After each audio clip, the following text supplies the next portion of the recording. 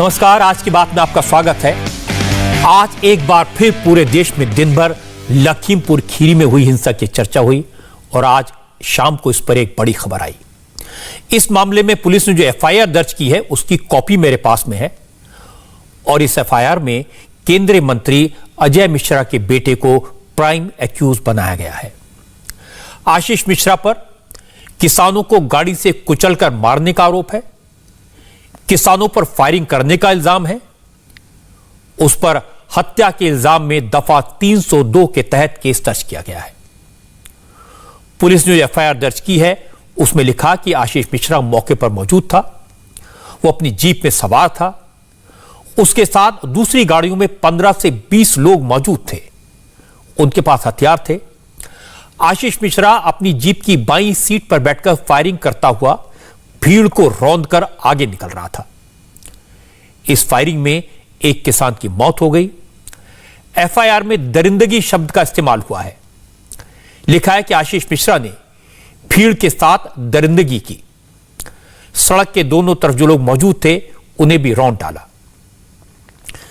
Police की report में आगे लिखा है कि आशीष मिश्रा फायरिंग करता हुआ गन्ने के खेत में भागकर छिप गया और यह सब कुछ पूरी प्लानिंग के साथ साजिश के तहत अंजाम दिया गया। पुलिस ने जो एफआईआर लिखी है उसका एक एक लफ्ज किसानों की तहरीर के मुताबिक है। जो कुछ किसानों ने अपनी शिकायत में लिखकर दिया था वैसा का वैसा एफआईआर में लिख दिया गया। इसलिए पुलिस के अब तक के एक्शन से किसान संतुष्ट है, लेकिन राजनीतिक दल इस मुद्दे को गरमाए रखना चाहते हैं। यूपी में चुनाव होने वाले हैं, इसलिए आज इस पर सियासत भी जमकर हुई। राहुल गांधी ने शाम को ऐलान किया कि वो भी कल लखनऊ जाएंगे। शरद पवार ने कहा कि लखीमपुर खीरी जलियांवाला बाग की तरह है और इसकी जांच सुप्रीम कोर्ट के सिटिंग जजों को करनी चाहिए। प्रकाश सिंह बादल ने कहा वो हैरान है अभी तक इस घटना को लेकर कोई कार्रवाई क्यों नहीं हुई। जयंत चौधरी ने कहा कि उत्तर प्रदेश में राष्ट्रपति शासन लगा देना चाहिए और भी बड़ी बड़ी बातें की गई। लेकिन फिलहाल लखीमपुर खीरी में शांति है। पुलिस, आरएएफ और एसएसबी की कंपनियां तैनात हैं। जिन 4 किसानों की हिंसा में मौत हुई थी उनमें तो 2 का अंतिम संस्कार आज हो गया। बाकी 2 के शवों के अंतिम संस्कार से पहले जरूरी कानूनी प्रक्रिया पूरी की जा रही है। एक परिवार की शिकायत थी, उस परिवार ने पोस्टमार्टम रिपोर्ट पर सवाल उठाए थे, दोबारा पोस्टमार्टम कराने की मांग की थी, तो पुलिस ने इस मांग को भी मंजूर कर लिया है। पुलिस ने शिकायत करने वालों के लिए कोई गुंजाइश नहीं छोड़ी। हालांकि आज भी 3 अक्टूबर की घटना के कुछ नए वीडियो सामने आए, जिससे लगा कि एक बार फिर माहौल बिगड़ सकता है, क्योंकि इन वीडियोस के जरिए किसानों को भड़काने की, उकसाने की और बहकाने की पूरी कोशिश की जा रही है। किसान संगठनों ने आज फिर वही बातें कही जो पुलिस ने एफआईआर में लिखी हैं। उन्होंने कहा कि उनके पास सबूत हैं, इस बात के एविडेंस हैं कि केंद्रीय मंत्री अजय मिश्रा के बेटे ने किसानों को जानबूझकर गाड़ी से कुचला, आशीष मिश्रा ने किसानों का खून बहाया, किसानों की हत्या की। किसान संगठनों के नेताओं ने आज कुछ वीडियोस दिखाए और इन वीडियोस को इस सबूत के तौर पर पेश किया कि मंत्री के बेटे की गाड़ियों ने काले झंडे दिखा रहे किसानों पर गाड़ियां कैसे चढ़ाई, 4 किसानों को कैसे मारा और कहा कि इस रिएक्शन में ही हिंसा हुई। जो वीडियो दिखाए गए उनमें से एक वीडियो में गाड़ी से उतरकर एक शख्स भागता हुआ दिखाई दे रहा है। मैं आपको इसकी असलियत भी बताऊंगा। हालांकि दावा किया जा रहा है कि जुआड़ी से बचकर जो लड़का भागा वो केंद्रीय मंत्री अजय मिश्रा का बेटा आशीष मिश्रा ही है। आज पहली बार इस पूरे मामले पर आशीष मिश्रा ने खुलकर बात की। इंडिया टीवी के संवाददाता पवन नारा ने आशीष मिश्रा से एक एक सवाल पूछा और उनके पिता केंद्र सरकार में मंत्री अजय मिश्रा से भी सफाई मांगी। हमने आशीष मिश्रा को वीडियो दिखाए जिन्हें विरोधी दल के नेता आशीष के खिलाफ ठोस सबूत बता रहे हैं।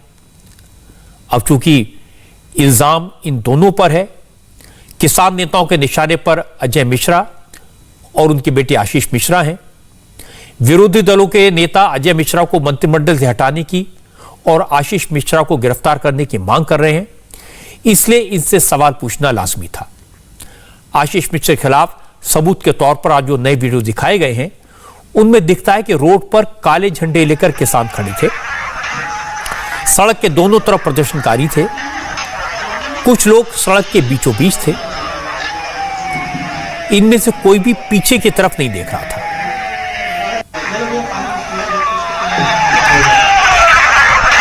तभी पीछे से गाड़ी आई। गाड़ी चलाने वाले के दोनों हाथ स्टीयरिंग पर थे। जबरदस्त तेज स्पीड से यह जीप आई।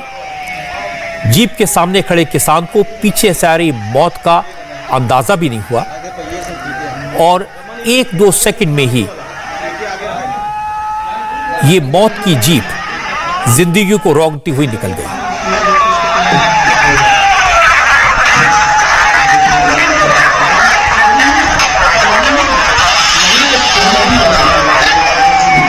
ये तस्वीरें इतनी दर्दनाक हैं, इतनी हृदय विदारक है कि किसी का भी कलेजा फट जाए।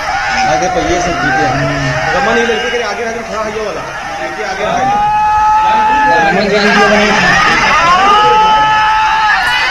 इस वीडियो को गौर से देखेंगे तो पता चलेगा कि जब गाड़ी आगे चली गई तो पीछे कई लोग जमीन पर पड़े हुए थे। कोई सड़क के बीच में था तो कोई सड़क के किनारे पहुंच गया, कोई बेसुध था, किसी की सांसें टूट रही थी, कोई बुरी तरह जख्मी था, करा रहा था।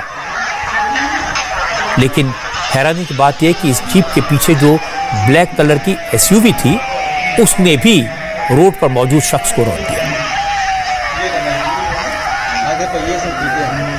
और ये सब कुछ इतनी जल्दबाजी में हुआ कि वहां मौजूद लोगों को समझ ही नहीं आया। उन्हें इस बात का जरा एहसास नहीं था कि उनके पीछे से कोई कार उनके चीथड़े उड़ाने के लिए आगे बढ़ रही थी। आज इन तस्वीरों की, इन वीडियोस की बहुत चर्चा हुई। क्योंकि इन तस्वीरों में सियासत का पूरा स्कोप था, इसलिए राजनीति भी हुई। प्रियंका गांधी और संजय सिंह ने कहा कि केंद्रीय गृह राज्य मंत्री अजय मिश्रा का बेटा गाड़ी चला रहा था। मंत्री के बेटे आशीष मिश्रा ने किसानों को अपनी गाड़ी से कुचल दिया। प्रियंका गांधी और संजय सिंह ने यह वीडियो मीडिया के सामने रखे और पूछा, आखिर हत्या का आरोपी खुला क्यों घूम रहा है?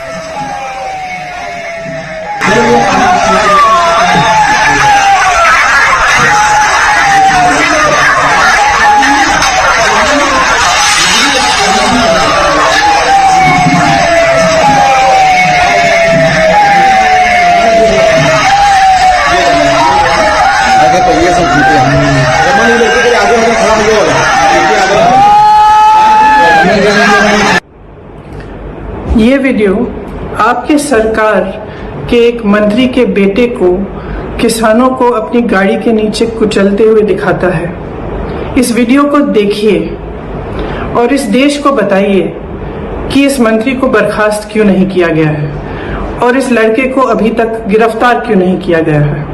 मेरे जैसे विपक्ष के नेताओं को तो आपने हिरासत में बगैर किसी ऑर्डर, बगैर एफआईआर के रखा है। मैं जानना चाहती हूँ कि ये आदमी आजाद क्यों है।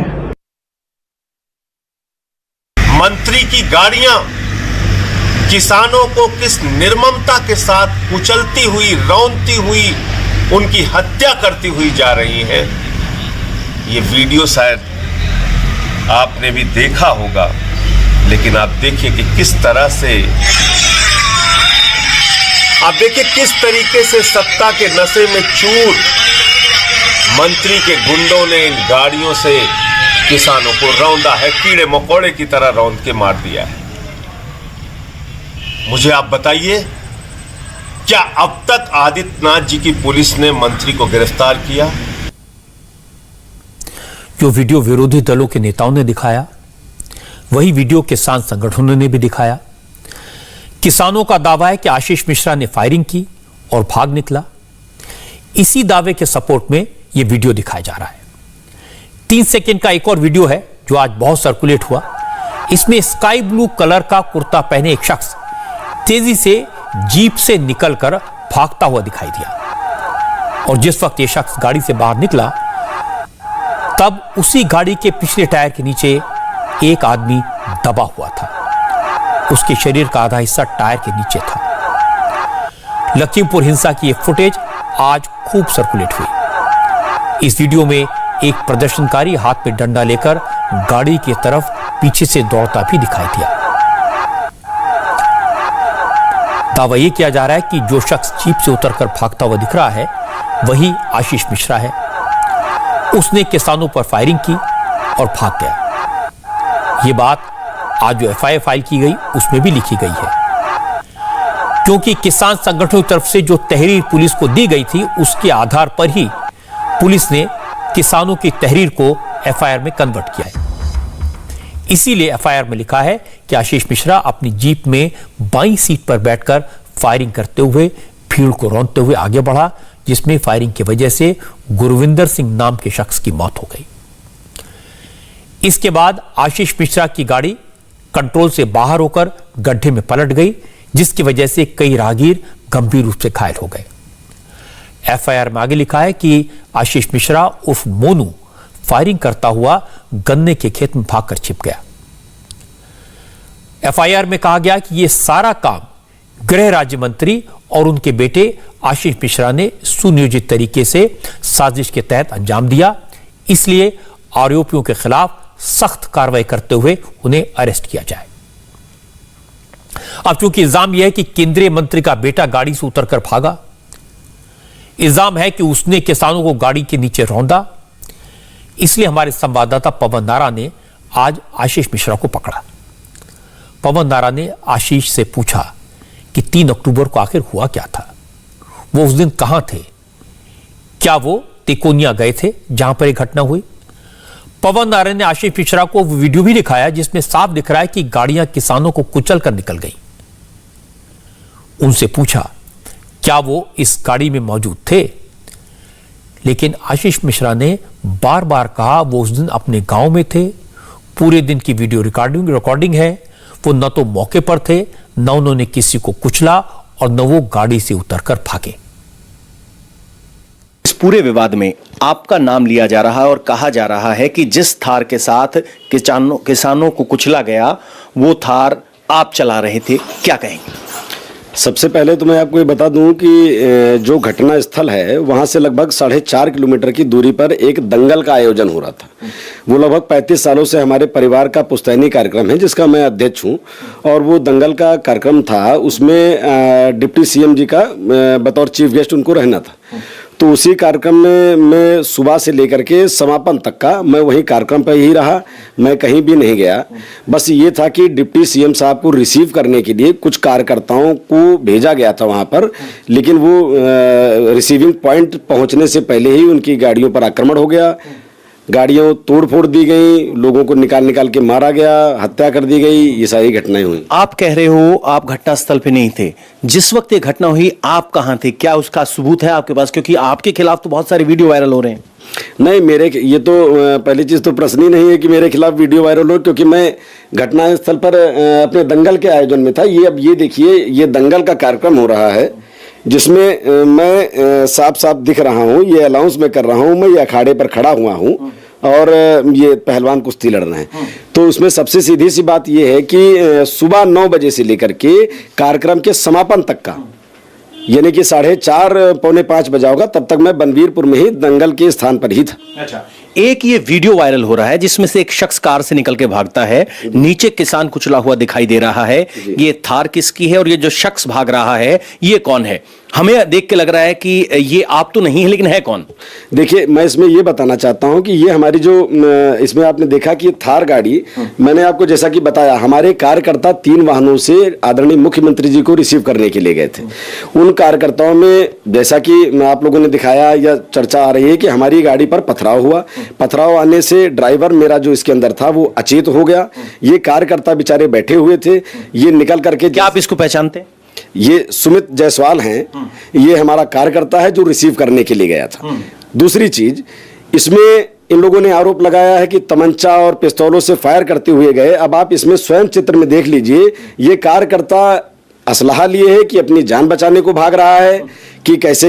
लेकिन क्या आप इस बात को इनकार कर सकते हैं कि किसान इसी थार के नीचे कुचला हुआ, ये थार आपके परिवार की है, तो क्या ये माना जाए कि आपके आदेश से हुआ? नहीं, मैं फिर से रिपीट करता हूं कि मैं रिसीव करने के लिए मेरे 3 वाहन जा रहे थे, ये गाड़ी मेरी है। हमारे कार्यकर्ता गाड़ी को उप मुख्यमंत्री जी को रिसीव करने के लिए जा रहे थे। रिसीविंग पॉइंट से पहले उन पर अटैक हुआ, उसमें मेरे 2 बल्कि 4 कार्यकर्ता मारे गए, जिनको बुरी तरीके से पीट करके मार दिया गया, उनकी हत्या कर दी गई, और जो बच्चे बेचारे कार्यकर्ता वो जान बचा करके भागे। एक वीडियो है जिसमें किसान जा रहे हैं, पीछे से थार और एक फॉर्च्यूनर आती है और उन्हें कुचलते हुए निकल जाती है, उसमें पथराव होते हुए नहीं दिख रहा है, और वो वीडियो प्रियंका गांधी, आम आदमी पार्टी के सांसद, उन सब ने, अखिलेश यादव, विपक्ष की तरफ से ट्वीट किया गया है। उस वीडियो में कोई पथराव दिखाई नहीं दे रहा है, आप क्या कहेंगे? देखिए, मौके पर तो मैं नहीं था, मैं अपने बनवीरपुर गांव पर था, और बाकी न्यायिक जांच हो रही है, दूध का दूध पानी का पानी निकल आएगा। तो इसके बाद हमारे संवाददाता पवन नारा आशीष मिश्रा के पिता, केंद्र सरकार में मंत्री और लखीमपुर खीरी के member of parliament Ajay Mishra के पास पहुंचे। अजय मिश्रा को वीडियो दिखाकर पूछा उनका क्या कहना है, क्या वीडियो में दिख रहा शख्स उनका बेटा नहीं है। अजय मिश्रा ने कहा कि जो गाड़ी वीडियो में दिख रही है वो उनकी है, उनके नाम पर रजिस्टर्ड है। इस गाड़ी को उनका ड्राइवर हरिओम मिश्रा चला रहा था, जिसकी हत्या प्रदर्शनकारियों ने कर दी। अब फिर सवाल यह था कि आखिर गाड़ी से उतरकर जो शख्स भागता हुआ दिखाई दिया वो कौन है। अजय मिश्रा ने भी अपने बेटे की तरह उसे पहचान लिया, बताया वो पार्टी का कार्यकर्ता है। लेकिन अजय मिश्रा ने बार बार यही कहा कि वीडियो में जो गाड़ियां दिख रही हैं उनमें उनका बेटा आशीष नहीं था। अजय मिश्रा ने कहा उन्हें नहीं मालूम कि किन परिस्थितियों में भीड़ पर गाड़ी चढ़ी, हो सकता है लोग जान बचाकर भाग रहे हों, हो सकता है भीड़ के हमले में ड्राइवर बेहोश हो गया हो, इसलिए गाड़ी कंट्रोल से बाहर हो गई हो। जो भी हुआ वो सामने आना चाहिए, क्योंकि जो हुआ वो दुर्भाग्यपूर्ण है। कानून पर हमारा भरोसा है, अपने देश की न्याय प्रणाली पर भरोसा है। एफआईआर दर्ज हुई है, इन्वेस्टिगेशन में जांच के बाद सारी बातें स्पष्ट हो जाएंगी। हमारा या हमारे पुत्र की उपस्थिति घटना स्थल पर नहीं थी, कार्यक्रम स्थल घटना स्थल से 3-4 किलोमीटर दूर था, उसके सारे प्रमाण हमारे पास हैं, इसलिए सारी बातें एविडेंस कलेक्शन में साबित हो जाएंगी। और कहीं से कोई एफआईआर हो वो हम सर आप एविडेंस की बात कर रहे हैं, एक वीडियो सामने आया है जिसमें एक थार और एक फॉर्च्यूनर किसानों को कुचलते हुए जाती हुई दिखाई दे रही है, वो वीडियो सामने है, उस पर क्या कहेंगे? देखिए, वहां पर हम नहीं थे, जो लोग होंगे उनके साथ घटना हुई है। जो ड्राइवर हमारा मारा गया है वो थार का ड्राइवर था, और उसके भी वीडियो, एक फोटो मैंने देखा है कि वो स्टीयरिंग पर ऐसे पड़ा है, हाथ उसका बाहर निकला हुआ है और शीशा उसके पत्थर लगा है, तो हो सकता है किसी। आप कह रहे हो वो हमारा ड्राइवर था, क्या आप मान रहे हैं कि वो आपके काफिले की गाड़ी थी, थार और फॉर्च्यूनर आपकी गाड़ी? फॉर्च्यूनर हमारी नहीं थी, हमारी थार गाड़ी है, वो मेरे नाम पर रजिस्टर्ड है, और हमारा ड्राइवर है हरिओम मिश्रा। जो तो अगर उस गाड़ी को एक्सीडेंट में इस्तेमाल किया जाता है तो उसकी जिम्मेदारी क्या आप लेंगे? अगर आपका ड्राइवर घटनास्थल, हम क्यों लेंगे? एक्सीडेंट अगर वहां पर हुआ है तो वहां की जिम्मेदारी उन लोगों की है जिन्होंने उस गाड़ी पर पथराव किया, जिसके कारण गाड़ी अनियंत्रित हुई। नहीं, वीडियो में अनियंत्रित गाड़ी नहीं दिख रही है, वीडियो में किसान जा रहे हैं, वीडियो में गाड़ी पीछे से टक्कर मारती हुई दिखाई दे रही है। ये वीडियो प्रियंका गांधी, बाकी सभी विपक्ष के नेताओं ने ट्वीट किया है। हमने इस तरह का कोई ना वीडियो देखा है, ना मैं उस जगह पर था, इसलिए मैं इस विषय में कुछ भी नहीं कह सकता। तो आप कहेंगे, देखिए इस वीडियो में ये जो शख्स भागता हुआ दिखाई दे रहा है, ये देखिए, ये थार आपके काफिले की गाड़ी है। ये शख्स जो भाग रहा है ये कौन है? ये सुमित जायसवाल है। सुमित जायसवाल है। हाँ। ये गाड़ी ये से ड्राइवर नहीं है। ये ड्राइवर नहीं है, ड्राइवर उस साइड में। सुमित जायसवाल, इसको आप जानते हैं? इसको जानते हैं, हमारा कार्यकर्ता है। कार्यकर्ता है। हाँ। तो जो घटना हुई, क्या आपको लग रहा है ये अफसोसजनक थी? आप इसके लिए अफसोसजनक घटना, दुर्भाग्यपूर्ण घटना, ये हम लोग लगातार कह रहे हैं और हम लोगों ने ये बताया भी है। अब ये गाड़ी से आपको स्पष्ट है, अगर इसका दूसरा फोटो देखेंगे तो हरिओम मिश्रा ड्राइवर है, उस साइड में है, दूसरी साइड से भी आपने निकलते देख लिया कि कौन आदमी है। इससे भी स्पष्ट हो रहा है कि मेरा पुत्र उस समय मौके पर नहीं था। लेकिन गाड़ी अगर आपकी है तो जिम्मेदारी आपकी नहीं बनती? गाड़ी जो है हमारी, और ये इससे सारी जिम्मेदारी, वो कहीं एक्सीडेंट हो जाए हमारी जिम्मेदारी हो गई। उसके लिए हमारे देश में कानून व्यवस्था है, मोटर व्हीकल एक्ट है, ड्राइविंग लाइसेंस होता है, और ड्राइविंग जो कर रहा होता है उसकी जिम्मेदारी तय होती है। इसके पीछे फॉर्च्यूनर है, आपका बेटा क्या एक काले रंग की फॉर्च्यूनर में चलता है? जी नहीं चलता, हमारे पास कोई फॉर्च्यूनर गाड़ी आज तक मैंने अपने जीवन में खरीदी ही नहीं है। अजय मिश्रा और उनका बेटा आशीष मिश्रा दोनों कह रहे हैं कि जो शख्स जीप से उतरकर भागता हुआ दिखाई दे रहा है वो बीजेपी का कार्यकर्ता सुमित जायसवाल है। अब तक यह शख्स गायब था, इसलिए शक और बढ़ा। लेकिन पवन नारा ने सुमित जायसवाल को भी खोज निकाला। अब से थोड़ी देर पहले पवन नारा ने सुमित जायसवाल से बात की। सुमित जायसवाल ने वीडियो को लेकर पूरे इंसिडेंट के बारे में क्या क्या बताया, ये भी आप सुन लीजिए। क्या इस तस्वीर में आप हैं? हाँ, ये तस्वीर मेरी है। मैं ही वहां से अपनी जान बचाकर मैं भागा हूँ वहां से। अच्छा, क्या आपको पता है कि आपकी कार के नीचे एक किसान का शरीर पड़ा हुआ है? नहीं, ये मुझे नहीं जानकारी है कि ये वहां पे उस वक्त क्या हुआ था? जब हम लोग वहाँ कार्यक्रम में थे मनवीरपुर में, तो वहाँ पर कुश्ती प्रतियोगिता और कार्यक्रम हमें पता है। रोड पर क्या हुआ? जब आप जा रहे थे तब क्या हुआ? वहाँ जैसे ही हम लोग रोड पे आते हैं, तुरंत वहाँ पे वो लोग जो किसानों को, मतलब जो किसान के रूप में ये उपद्रवी थे, इनके बीच में जब पहुँचते हैं तो ये ईंटा पत्थर और डंडे से सीधे प्रहार करना शुरू करते हैं। गाड़ी का शीशा क्रैक होता है, ड्राइवर को उसमें चोट आती है, ड्राइवर अचेत सा हो जाता है और गाड़ी जाके किनारे रुक जाती है। अच्छा, एक सवाल ये, आप कहाँ जा रहे थे? हम लोग स्वागत करने के लिए माननीय मुख्यमंत्री जी, जो हमारे उस कार्यक्रम के उप मुख्यमंत्री जी थे, उनके स्वागत के लिए हम लोग उप मुख्यमंत्री जी को रिसीव करने क्या सिर्फ आप जा रहे थे? एक पार्षद उप मुख्यमंत्री आ रहा है, ना मंत्री जा रहे हैं, ना उनके बेटे जा रहे हैं, क्या ये बात हम हजम कर लें? देखिए, माननीय मंत्री जी मुख्यमंत्री जी के साथ आ रहे थे, और जो भैया उनके मंत्री जी के बेटे की बात हो रही है, वहां पे चूंकि दंगल का कार्यक्रम, कुश्ती का कार्यक्रम भी चलता है, वो सुबह से वो कार्यक्रम चल रहा था वहां पे, तो इसलिए उनका वहां पे कार्यक्रम कैसे वो व्यवस्था चलती रहे, इसको लेके वहां रुकना। शुरुआती एक वीडियो जो आया है जिसमें आपकी गाड़ी का शीशा टूटा हुआ है, लेकिन उसके अलावा जब ये वीडियो किसानों से टकराता है तब हूटर की आवाज सुनाई दे रही है, हॉर्न तक नहीं दिया गया। आप कह रहे हो अचेत थे, ड्राइवर कंट्रोल में दिखाई दे रहा है, गाड़ी सीधी जा रही है। क्या आपको लग रहा है कि ड्राइवर ने जानबूझ के किसानों पर गाड़ी चढ़ाई? देखिए, बिल्कुल नहीं। जिस प्रकार से वो लोग गाड़ी पे हमला कर रहे थे, पकड़ो जिस वीडियो की आप बात कर रहे हैं, जो वीडियो सामने आया उसमें किसान जा रहे हैं, पीछे से टकराया गया है। क्या आपको लग रहा है कि उस वक्त ऐसा माहौल था कि आपके ऊपर हमला हो रहा था? किसान तो आपकी तरफ देख ही नहीं रहे थे, पीठ पीछे गाड़ी चढ़ाई गई। आपने किन वीडियो को देखा है? कैसे देखा मुझे नहीं पता। वो वीडियो इन लोगों ने किस प्रकार से पेश किए हैं, लेकिन वीडियो का मैं आपको वीडियो दिखा देता हूं। आप कहें तो आपको मैं वीडियो दिखा देता हूं। वो आप रुकिए। हाँ, ये देखिए, ये वीडियो है। किसान जा रहे हैं, इनका मुंह आपकी गाड़ी की तरफ भी नहीं है, कमर पे टकराई गई। देखिए, हाँ, शीशा टूटा हुआ है, हमने मान लिया। ये लगातार वो दहशत का माहौल इतना इन्होंने बनाया, लगातार ईंटें पत्थर चला रहे थे। इसमें क्या, ये जो किसान है वो उनकी पीठ आपकी ये पीछे देखिए ना, उधर देखिए, उधर साइड में जो खड़े हैं। आप किनारे के लोगों को क्यों नहीं देख रहे हो? इसमें वो लगातार इस पे चल रहा है। आप उधर दाहिनी तरफ जो लोग खड़े हैं, वो हमला कर रहे हैं कि नहीं कर रहे हैं? इस वीडियो में भी आप देखिए, जो उधर रोड के दाहिनी ओर खड़े हैं। आपको इस बात का अफसोस है कि आपकी गाड़ी के नीचे 4 किसान कुचलकर मारे गए? मुझे इसका बहुत बड़ा अफसोस है कि ये ऐसा हुआ है, लेकिन ये लोग जो वहां थे, ये किसान नहीं थे, ये दंगाई थे, ये उपद्रवी थे।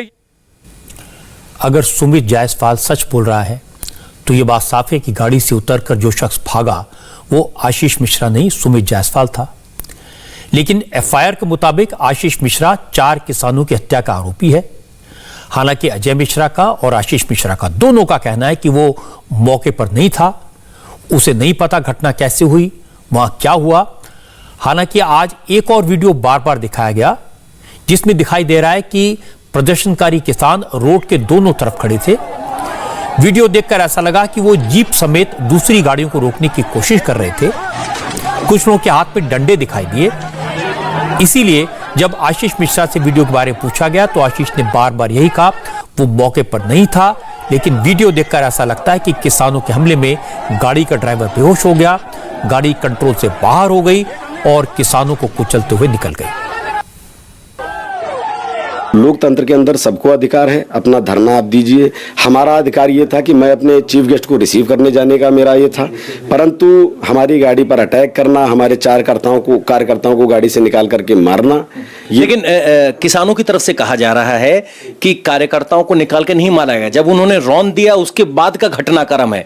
तो क्या आपको लग रहा है कि वो दुर्भाग्यपूर्ण था रौंदा जाना? भाई, मैं फिर से आपको बता रहा हूं कि मैं मौके पर था ही नहीं। मैं जब सुबह 9 बजे से लेकर के 4:30 बजे तक का कार्यक्रम स्थल पर था और मेरे 3 लोगों की हत्या कर दी गई, जबकि मेरा ड्राइवर उसमें हरिओम मिश्रा था जो थार को चला रहा था, उसकी हत्या कर दी गई।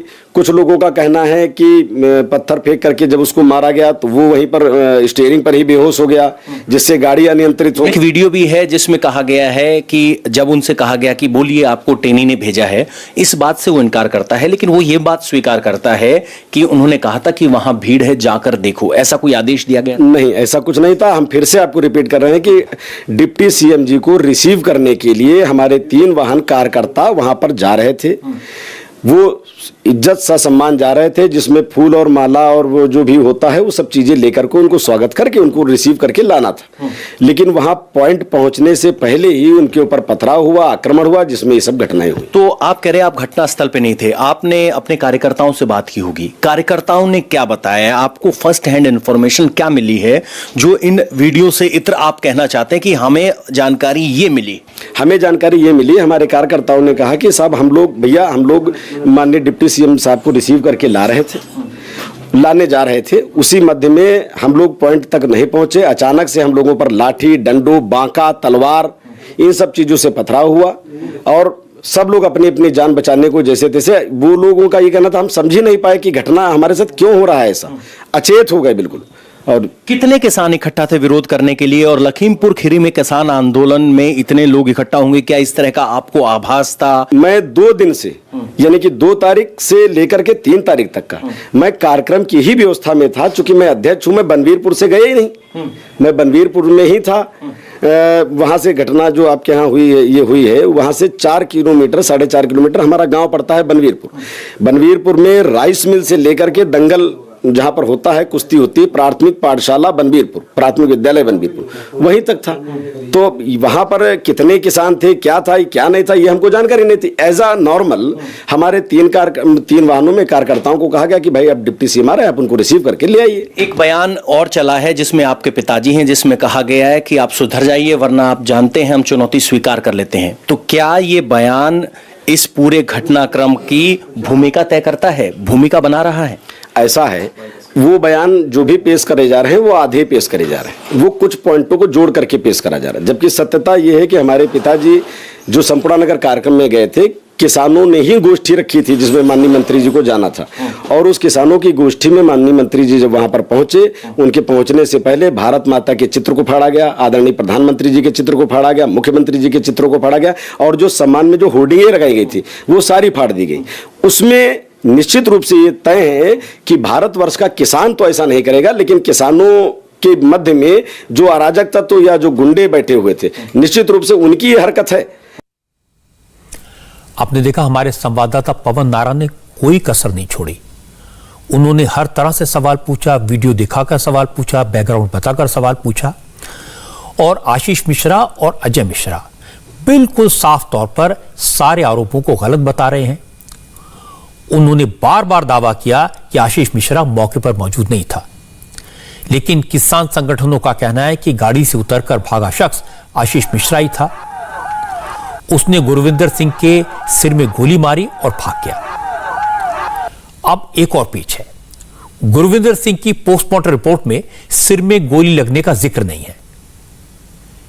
इससे किसान संगठन नाराज हो गए और 2 किसानों के अंतिम संस्कार से इनकार कर दिया। बहराइच में 2 किसानों के शवों को सड़क पर रखकर प्रोटेस्ट शुरू हो गया।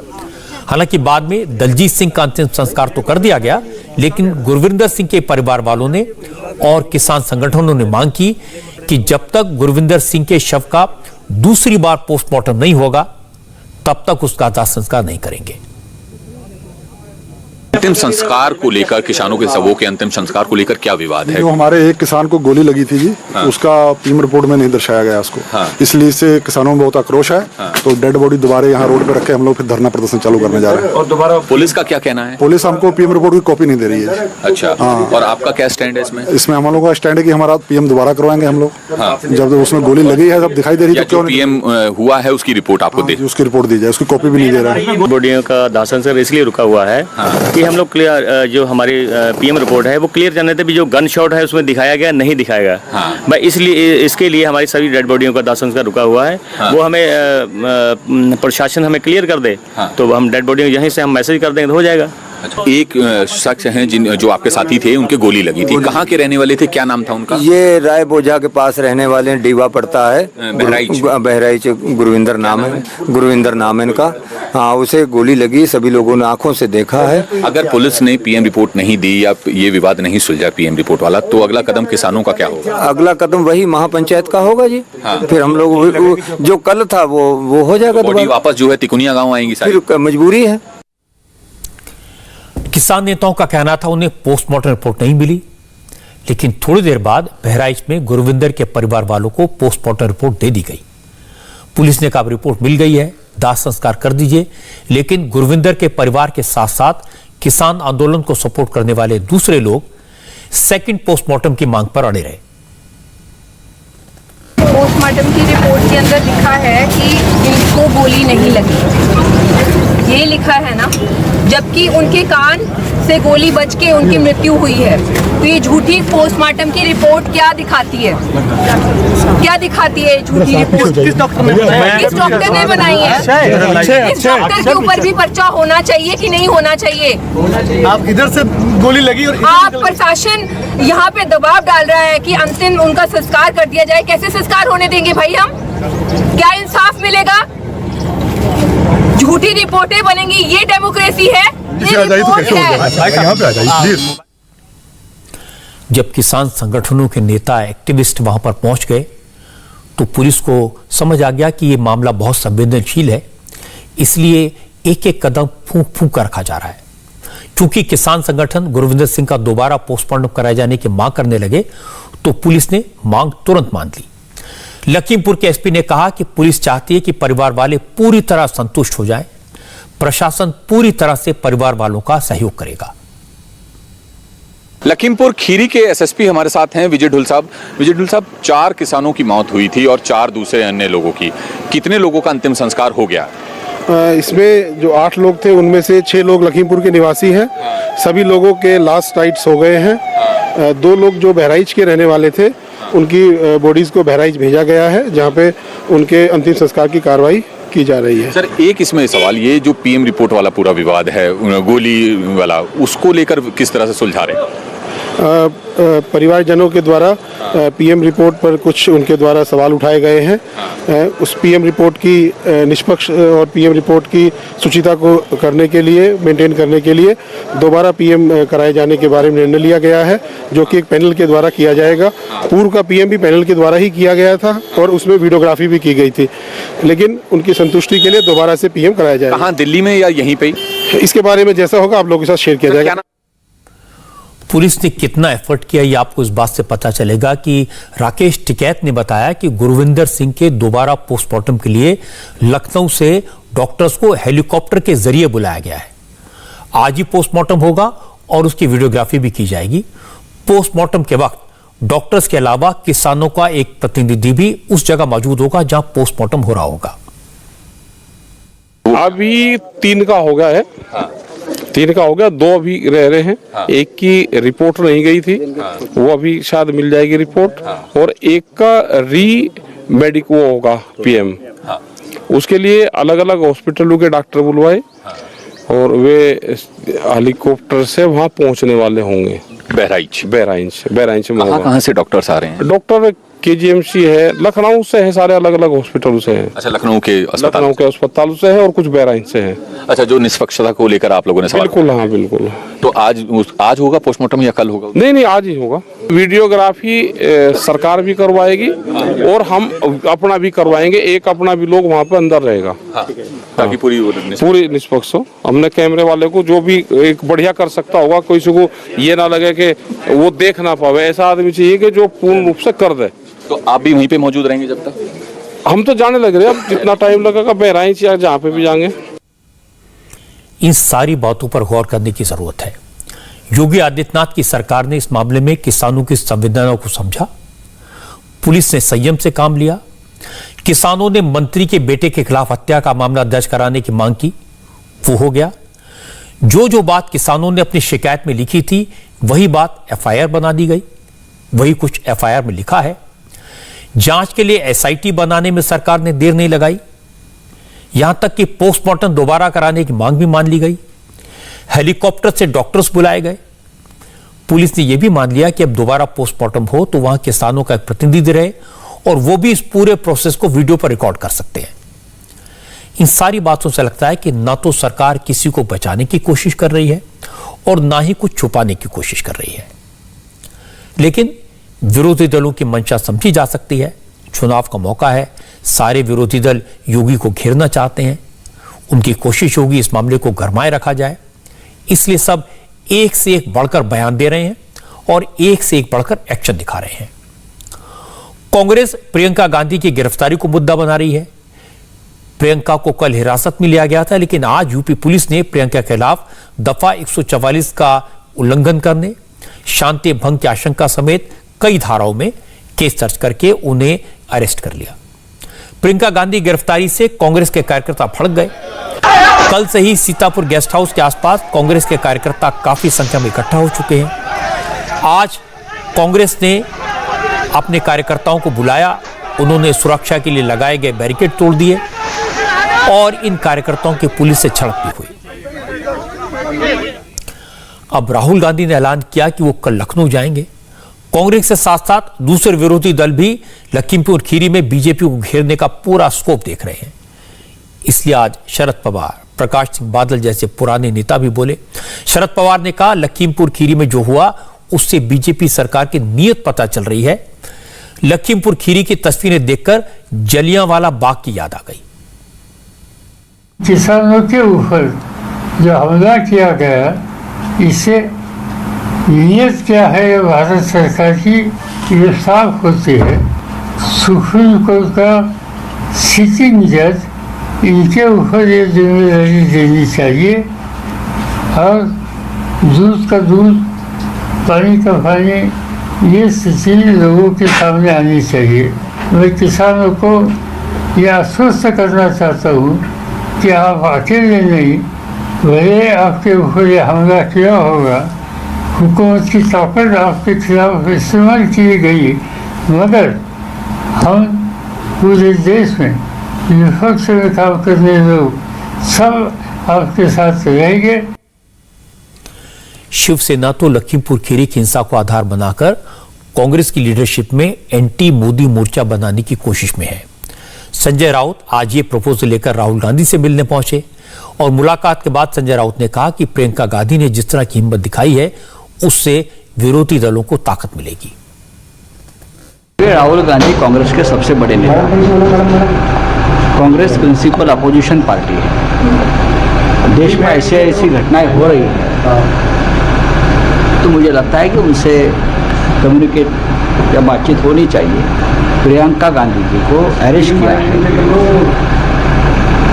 ऐसे समय राहुल जी से मिलना बहुत ज़रूरी है। कानून सबके लिए अगर समान है तो प्रियंका गांधी जेल में है और जिसकी वजह से सब बवाल खड़ा हो गया वो मुक्त है।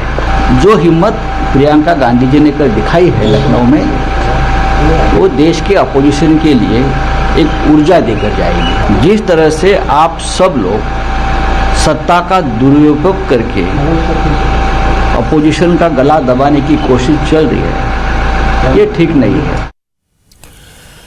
लखीमपुर खीरी में जो हुआ वो दुर्भाग्यपूर्ण था। किसानों के दर्दनाक तरीके से गाड़ी से कुचलकर मौत हुई, वो दुखद है। बीजेपी के कार्यकर्ताओं की मौत हुई, वो भी तकलीफदेह है। सरकार ने इस मामले में अपनी तरफ से कोई कसर नहीं छोड़ी। केंद्रीय मंत्री अजय मिश्रा के बेटे आशीष मिश्रा के खिलाफ हत्या का केस दर्ज किया, एसआईटी बना दी, एक रिटायर्ड जज से इसकी इंक्वायरी की जाएगी। सब कुछ खुला है, ओपन है। इसके बावजूद विरोधी दल इसे बड़ा इशू बनाना चाहते हैं। इससे कोई शिकायत भी नहीं होनी चाहिए क्योंकि चुनाव का माहौल है। लेकिन मोदी के विरोध में, योगी के विरोध में किस हद तक जाना है, इसका ध्यान रखा जाना चाहिए। राजनीति अपनी जगह है, चुनाव अपनी जगह है, लेकिन देश और प्रदेश उससे ऊपर है। यह देखकर आश्चर्य हुआ कि शरद पवार जैसे सीनियर नेता ने इस घटना की तुलना जलियांवाला बाग से कर दी। किसी ने कहा कि ऐसे अत्याचार अंग्रेजों के जमाने में भी नहीं हुआ था, और फिर एक नेता ने तो यूपी में राष्ट्रपति शासन लगाने की मांग कर दी। मुझे लगता है यह कुछ ज्यादा हो गया। सबकी कोशिश यह होनी चाहिए कि इस मामले की निष्पक्ष जांच हो, दोषियों को सजा मिले और आगे ऐसी घटना ना हो, इसे इंश्योर किया जाए। क्योंकि चुनाव आएंगे और जाएंगे, सरकारें बनेंगी और बिगड़ेंगी, लेकिन लोग अगर कानून अपने हाथ में लेने लगेंगे, बदला लेने के लिए खुद एक दूसरे की जान पर लेने पर उतारू हो जाएंगे, तो प्रदेश कैसे बचेगा और देश कैसे चलेगा, इसकी चिंता करनी चाहिए। आज लखनऊ में प्रधानमंत्री नरेंद्र मोदी ने बताया कि कैसे उन्होंने करोड़ों लोगों को लखपति बनाया। मोदी ने आज 75,000 गरीब लोगों को उनके घरों की चाबी सौंपी। इस मौके पर उन्होंने कहा कि हर परिवार के सिर पर छत देने का उन्होंने वादा किया था और उन्हें इस बात का संतोष है कि पिछले 7 साल में उनकी सरकार ने 3 करोड़ घर बनवाए हैं। मोदी ने कहा कि 3 करोड़ गरीब परिवारों को पक्का घर दिया जा चुका है। इनमें से 1 करोड़ 87 लाख घर देहात के इलाकों में हैं और 1 करोड़ 13 लाख घर शहरी इलाकों में हैं। मोदी ने कहा जो लोग ये कहते हैं कि मोदी ने क्या किया, वो जान लें कि उनकी सरकार ने एक योजना से देश के 3 करोड़ परिवारों को लखपति बना दिया। हमारे यहां कुछ महानुभाव कहते रहते हैं कि मोदी ने, हमने प्रधानमंत्री तो बना दिया, मोदी ने किया क्या? आज पहली बार मैं ऐसी बात बताना चाहता हूं जिसके बाद बड़े बड़े विरोधी जो दिन रात हमारा विरोध करने में ही अपनी ऊर्जा खपाते हैं, वो मेरा ये भाषण सुनने के बाद टूट पड़ने वाले हैं, मुझे पता है, लेकिन मुझे लगता है मुझे बताना चाहिए। मेरे जो साथी, जो मेरे परिवारजन है, जो झुग्गी झोपड़ी में जिंदगी जीते थे, जिनके पास पक्की छत नहीं थी, ऐसे 3 करोड़ परिवारों को इस कार्यकाल में एक ही योजना से लखपति बनने का अवसर मिल गया है। देश में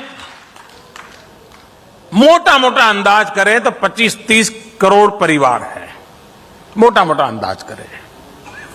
उसमें से इतने छोटे से कार्यकाल में 3 करोड़ गरीब परिवार लखपति बनना, ये अपने आप में बहुत बड़ी बात है। ये लोग अब लखपति हैं। 3 करोड़ पक्के घर बनाकर हमने गरीब परिवारों का सबसे बड़ा सपना पूरा किया है। लखनऊ में मोदी ने योगी आदित्यनाथ की तारीफ की। कहा यूपी में योगी आदित्यनाथ की सरकार बनने के बाद सबको घर देने का लक्ष्य पूरा करना आसान हो गया। मोदी ने बताया ये बड़ी बात है कि सरकार सिर्फ घर नहीं दे रही, इसके साथ अब गरीबों को अपने घर पर बिजली, पानी और गैस कनेक्शन मिलता है। इसके बाद मोदी ने कहा कि योगी तो अयोध्या में दिवाली पर 7.5 लाख दिए जलाएंगे, लेकिन वो चाहते हैं कि यूपी में जिन 9 लाख लोगों को घर मिले, वो भी अपने घर में 2-2 दिए जलाएं और एक रिकॉर्ड बनाएं।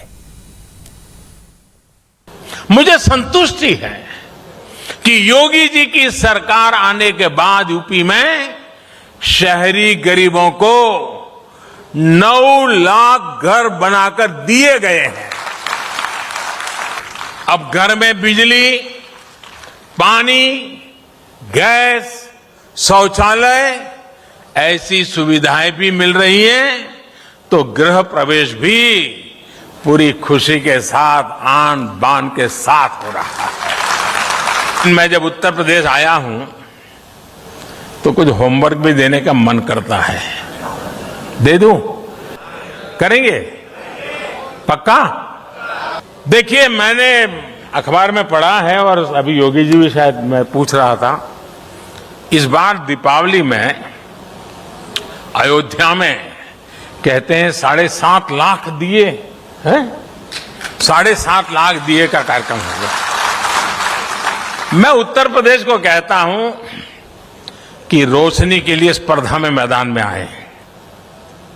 देखें, अयोध्या ज्यादा दिए जलाता है कि ये जो 9 लाख घर दिए गए हैं, वे 9 लाख घर 18 लाख दिए जला करके दिखाएं।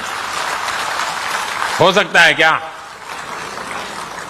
जिन परिवारों को ये 9 लाख परिवार, गरीब परिवारों को घर मिले पिछले 7 साल में, वे 2-2 दिया अपने घर के बाहर जलाएं। अयोध्या में 7.5 लाख दिए जलेंगे। मेरे गरीब परिवारों के घर में 18 लाख दिए जलेंगे। भगवान राम जी को खुशी होगी। नरेंद्र मोदी भी जानते हैं कि अब उत्तर प्रदेश में चुनाव होने वाले हैं। मौके का फायदा उठाया, विपक्षी दलों पर अटैक किया। मोदी ने कहा कि यूपी में जब समाजवादी पार्टी की सरकार थी तो गरीबों के लिए घर बनवाना मुश्किल था, क्योंकि उस वक्त की सरकार में शामिल लोगों को अपने महल बनाने में इंटरेस्ट था। गरीबों का घर बन जाए इससे कोई मतलब नहीं था। हमारी अर्बन प्लानिंग कैसे राजनीति का शिकार हो जाती है, ये समझने के लिए भी यूपी के लोगों को ये जानना बहुत जरूरी है।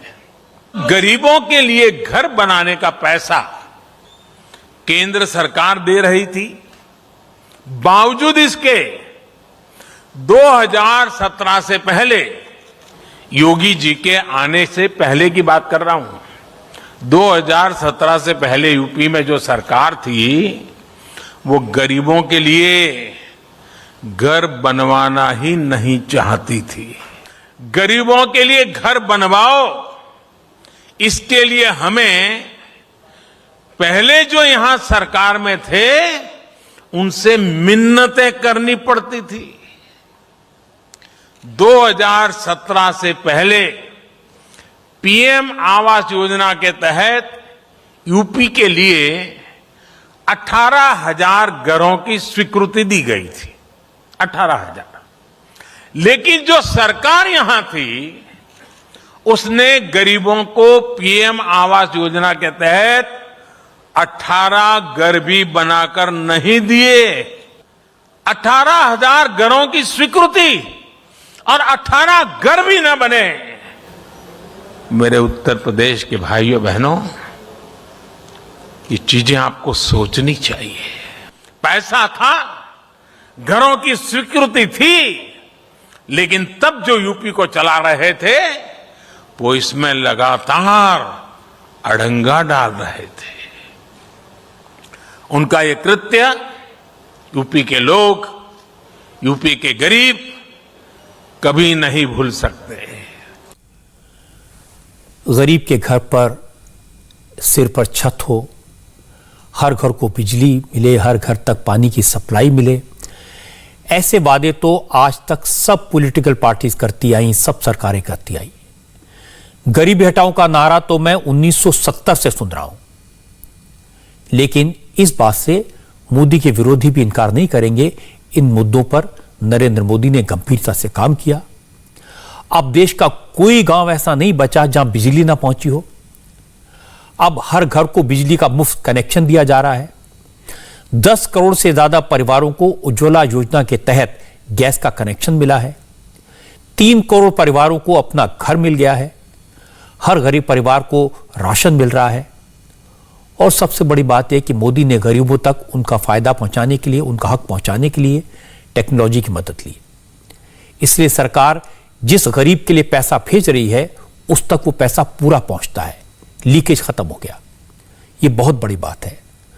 और अगर इन बातों पर, इन मुद्दों पर, इस काम पर नरेंद्र मोदी वोट मांगते हैं तो मैं समझता हूं इसमें कोई गलत नहीं है। सब राजनीतिक दलों को गरीबों के लिए काम करके उस काम पर उनसे वोट मांगने चाहिए। आज की एक और बड़ी खबर यह कि गुजरात के लोकल बॉडीज इलेक्शन में बीजेपी को जबरदस्त जीत हासिल हुई है।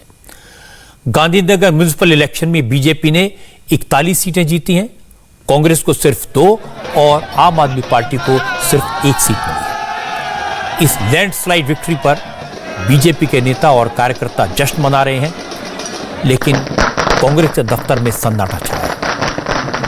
10 साल पहले गांधीनगर म्युनिसिपल कॉर्पोरेशन में कांग्रेस मेजॉरिटी में थी, लेकिन इस बार कांग्रेस के सिर्फ 2 काउंसिलर जीते हैं। इस नगर निगम में अब तक 3 बार चुनाव हुए हैं। पिछली बार तक 36 सीटों पर चुनाव होते थे। 2011 में कांग्रेस को 18 सीटें मिली थी, जबकि पिछली बार यानी 2016 में कांग्रेस और बीजेपी की सीटें बराबर बराबर की थी, दोनों को 16-16 सीटें मिली थी। लेकिन इस बार 44 सीटों पर चुनाव हुए और कांग्रेस सिर्फ 2 सीटों पर सिमट कर रह गई। गांधीनगर के अलावा आज 3 और म्युनिसिपल कॉर्पोरेशन में इलेक्शन हुए। इनमें 2 में बीजेपी जबकि 1 नगर पालिका में कांग्रेस को जीत हासिल हुई है। देवभूमि द्वारका जिले की ओखा नगर पालिका की 36 सीटों में से 34 सीटें बीजेपी को मिली और कांग्रेस को 2 सीटें मिली हैं। थारा नगर पालिका के लिए 24 सीटों पर चुनाव हुए, 20 पर बीजेपी को जीत मिली, जबकि कांग्रेस के हिस्से में सिर्फ 4 सीटें आई। लेकिन भानवड़ नगर पालिका में बीजेपी को झटका लगा। 1995 से ही भानवड़ नगर पालिका पर बीजेपी का कब्जा था, लेकिन इस बार यहां के 24 सीटें हैं, जिनमें से 16 पर कांग्रेस ने जीत हासिल की और बीजेपी के हिस्से में 8 सीटें आई। खास बात है कि इन तीनों नगर पालिकाओं में आम आदमी पार्टी का खाता भी नहीं खुल सका। गुजरात में लीडरशिप बदलने के बाद यह पहला इलेक्शन था। इस चुनाव में जो जीत मिली, चीफ मिनिस्टर भूपेंद्र पटेल के लिए यह बड़ी राहत की बात है। इंडिया टीवी हर वक्त हर जगह डाउनलोड करने के लिए सर्च करें India TV news Google play store या ऐप स्टोर पर।